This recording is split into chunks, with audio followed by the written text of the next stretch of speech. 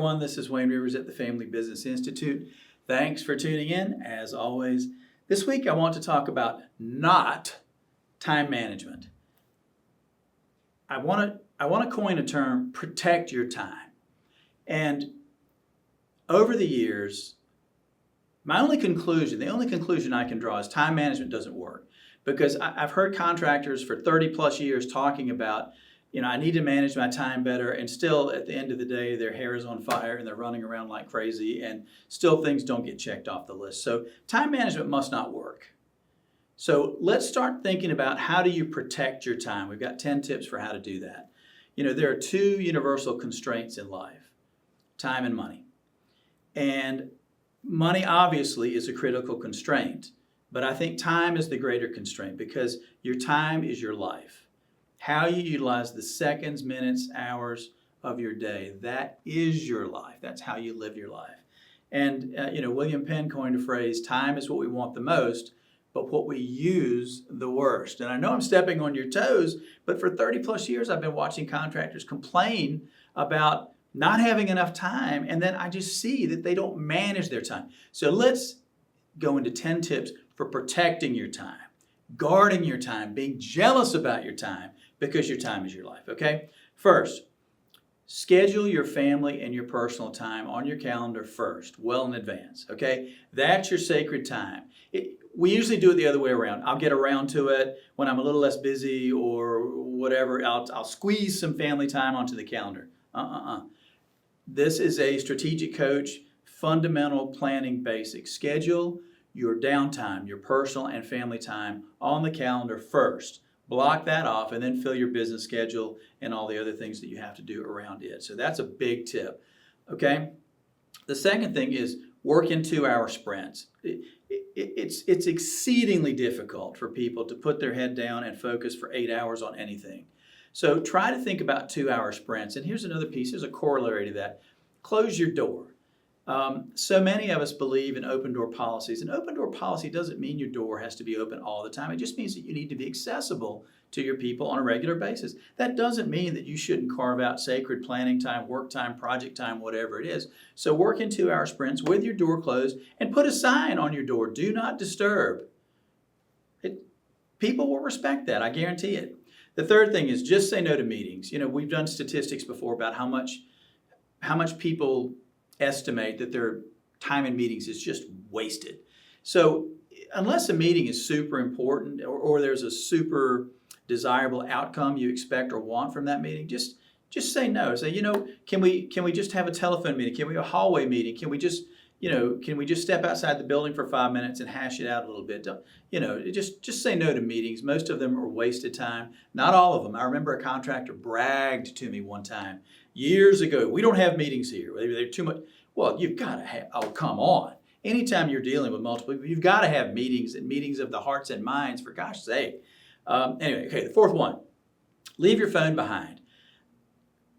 Today, every time I drive to work, there are a number of traffic lights, and the light turns red, and I see people's heads go down immediately. They're looking at their phones. If the light turns green, they're looking down at the screen. They don't even know the light it is maddening. And I think we do that whenever we have a free minute. We pull that phone out and we check, what's our emails? Do we have any texts? Has anybody called me? All this other stuff. Look, if you're super busy, you can't afford distractions. Put your phone in your desk drawer, turn it off, and just forget about it for a couple hours so you can get other things done. That is a huge time waster, checking that phone continually. What's the estimate? People check their phone 150 times a day? Holy moly. And how many of those checks end up being really something you have to handle, something that's really important? Not many. Okay, the fifth is a very basic one. I love it. All the people that are ESTJs, and you guys know what I'm talking about, love to make lists and then check things off the list. Every day, I'll walk in the door, turn on my computer, the list is there. Back in the day, it was a day timer. and you did it by hand. But make a list, check things off. When things don't get done, move them forward. And it's really gratifying. It's satisfying, I think, to check things off your list. Even little things like, stop at the grocery store and pick up. I check all that stuff off. It feels good. Okay, the sixth one. Block out your work calendar in advance, same as your personal calendar. But this is the important part. Leave some space, leave some open space. They used to call it white space. I don't know what they call it now. But leave some space. If you look at your calendar and Monday through Friday is just one meeting after another, after a call, after another, after a job site visit, wow, that is exhausting. When do you have time to just think, to think about yourself and your life and your business and where you're headed? Golly, that's exhausting. You can do it for a day or a week or maybe even a month, but boy, that really is taxing on the body and the mind. So leave some blank space in your day to catch up on those little unexpected things that always crop up. Number 7, this is kind of like closing the door. Get out of the office, because so many times if you're a leader in a construction company, you're going to get interrupted. You're going to have questions.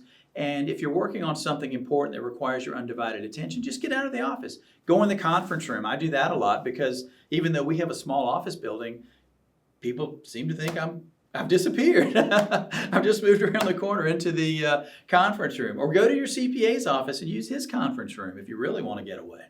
The 8th thing, this makes me sound like such a mean person, but 4-minute rule on phone calls. Your phone has a little timer, or the mobile phones anyway, and you can look down and see if you've been on a call for 7 or 8. Now, if it's important, it's a customer call or a called meeting, or something where you're really hashing out some important details, but okay, I understand. But for the general call, like, hey, Wayne, what's going on? Can you do this? 4 minutes is all you need. And people respect that you are protecting your time too. If you say, boy, okay, I think we covered the basics. I really need to move on. You don't have to tell them you have a 4-minute rule, but you need to know that you have a rule about phone calls. And here in the South, we have to say, how are you? How's your mama? We have to get all that stuff out of the way. But still, 4 minutes is plenty of time to do most of those things. Okay, the 9th. This goes back to paper. Back in the days of paper crossing your desk. Now it also applies to email and electronics communications. But the 4 Ds: do it, delegate it, ditch it, or delay it. Okay, so do it is obvious. You respond to an email right away. Delegate it means you forward the email to somebody else, or you forward the paper, push the paper along to someone else to handle it on your behalf. Delay it is, I just can't get to it this week, so I'm going to put it in my queue for next week. I'll make a to-do on that list that I talked about, and I'll get to it next week. And then ditch it if you don't need it. It's not something, it's a copy that is just a courtesy. Get rid of it. Get it out of your email box. It's just a distraction. It's just one more thing to grab at your attention, and you don't want that. Okay, and the last one. This is the biggest time waster. It used to be the telephone. It used to be the landline telephone for people. Now it is email. Email is the biggest time waster, especially the fact that we get, 2 out of every 3 emails that we get are spam of some sort. So don't keep your email open on your desktop all day long. Look at it in the morning, look at it midday, look at it in the evening. Make sure you've checked all the things that you need to check and corresponded with all the people with whom you need to correspond. But you don't need to have that thing open all day where every single little, and you can even turn the sound off. Golly, can you imagine having the sound on all day when, like that old movie, You Got Mail? What a distraction and time waster that is. So protect your time. Your time is your life. Your life is nothing more than the way you use your minutes and hours and the decisions you make during those minutes and hours. And I'd like to hear from you. What time management doesn't work, what time protection strategies have worked for you? Please share them with the rest of our audience. This is Wayne Rivers. Thank you.